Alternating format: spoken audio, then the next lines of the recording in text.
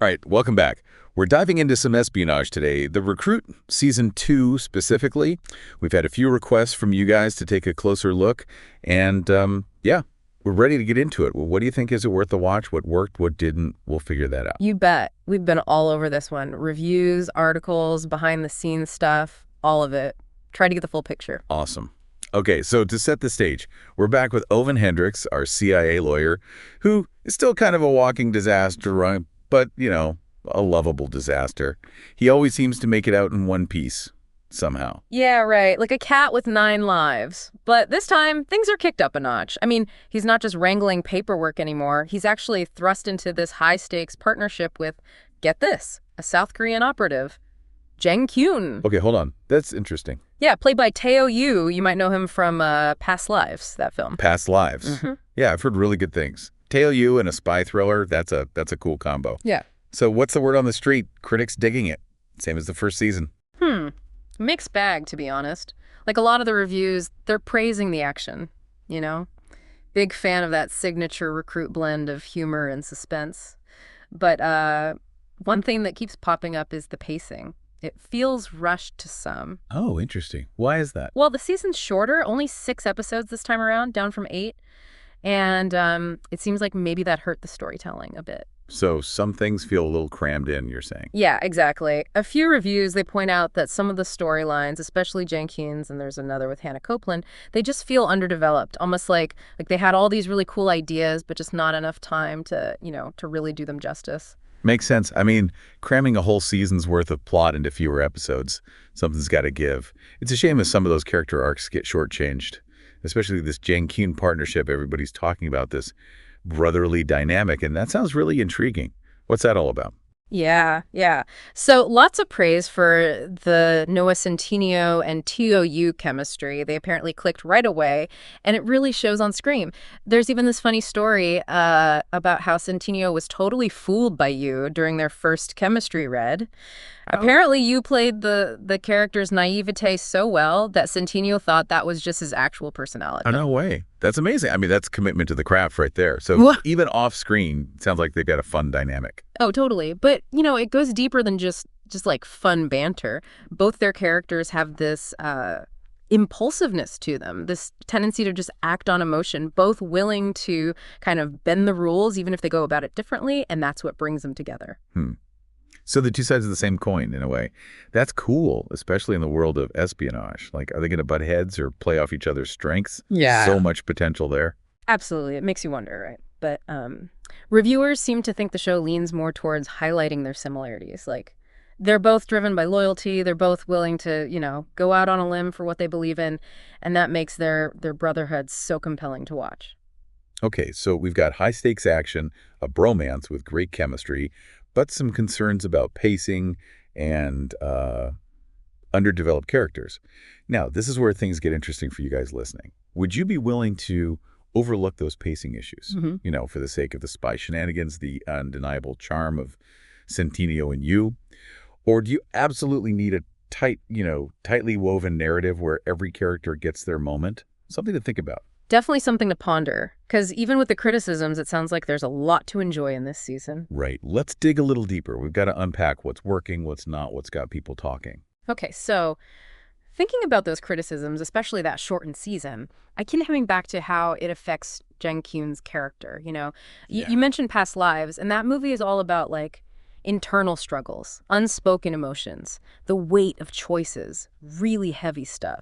Yeah, and that's like perfect for a spy thriller, right? I mean, especially with an actor like Tae-oh Yoo, he can say so much with just like a look. Right, exactly. But that 6-episode structure, it feels like it really limited the writers, like they couldn't really explore those complexities as much as they maybe wanted to.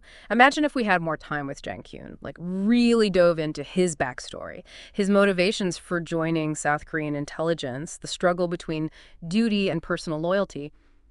Those themes, they're so powerful, especially in South Korean cinema. I see what you're saying. So it's not just about, Korean time. It's about having the space for a more nuanced character arc. We're missing out on these potentially fascinating layers because everything's so condensed. Exactly. And it's the same issue with the Hannah Copeland subplot, too. It just feels underdeveloped.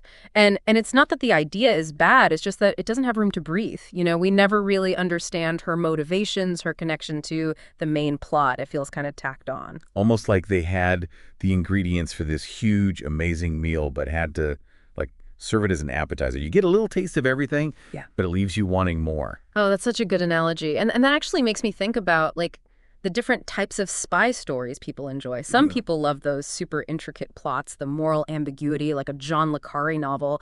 Others are all about the over-the-top action, the witty banter, like a James Bond movie. Totally. Yeah, it's all about personal preference. And it seems like The Recruit, it's aiming for this middle ground, high-stakes espionage, but with a little humor, a little heart. It's not trying to be super gritty and realistic like a Homeland or anything. It's more about having fun. Right. It's a fun, escapist ride. And for some viewers, that's exactly what they want. Fast-paced action, charming leads, pure entertainment. But for people who want more depth, more nuanced characters, that shorter season might feel like a missed opportunity. You can't help but wonder what could have been, right? Like what other storylines they could have explored, what character nuances they could have brought out if they'd had more episodes. Yeah, for sure. And it really highlights the challenges these creators are facing now, streaming and everything, trying to find that balance between creating something fast-paced and binge-worthy, but also something that has thoughtful character development and good storytelling. It's tough. Yeah, a delicate balancing act. And it's a good reminder that every choice has consequences. Sometimes you gain momentum with a faster pace, but you might lose something else in the process. Exactly. Trade-offs. Yeah. It all comes down to what the viewer values in the end. Are you looking for a thrill ride or something that makes you think? That's the question, yeah. So for all of you listening, what kind of spy story are you in the mood for? Thinking about it, it feels like The Recruit really is its own kind of spy story. It's got the globe-trotting, the danger, all that, but it's also got this, playfulness to it. It doesn't take itself too seriously. Yeah, totally. It's like they took those classic spy tropes, the ones we all know and love, and gave them this injection of millennial humor and self-awareness, which I think is actually one of its biggest strengths, especially for viewers who are kind of tired of all those dark and cynical spy thrillers out there. Yeah, that's a really good point.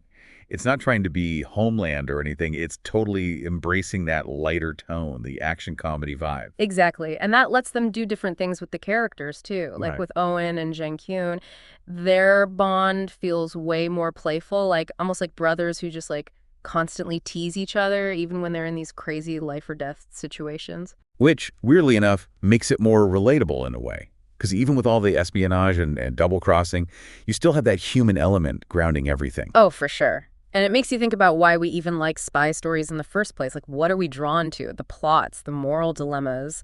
Or is it more about the escapism, the fantasy of living this, totally different life? Maybe it's a bit of both. I mean, we want to be transported to this exciting world, but we also want characters we can connect with, Yeah, definitely. And The Recruit, even with its shortcomings, it seems to get that balance. It's not perfect, but it's a fun watch, and the characters are really easy to root for. Okay, so as we wrap up our deep dive here, what's the takeaway for everyone listening? What should they be thinking about before they hit play on The Recruit Season 2?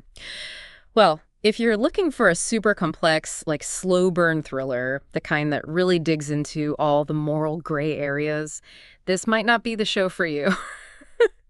But if you're up for some pure entertainment, a fast-paced adventure with a lot of humor and a really great bromance at the center, then The Recruit Season 2 could be right up your alley. Couldn't have said it better myself. All right, so there you have it. The mission is yours, listeners. Dive into the world of The Recruit, see what you think, and be sure to join us next time for another deep dive. Until then, happy watching.